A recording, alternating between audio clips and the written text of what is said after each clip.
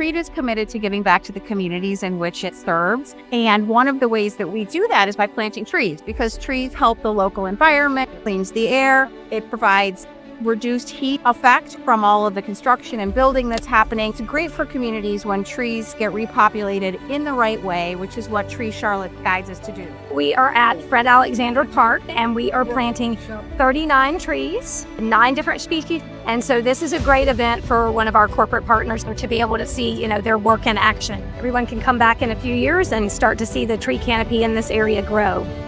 We have a 2040 goal to be net zero carbon fleet, which means all of the vehicles and trucks that we use when we go out to serve our customers, they create emissions as they're moving through communities. Trees directly offset the emission, so not only can we help ourselves achieve our internal corporate goals of net zero carbon fleet, we're helping the communities.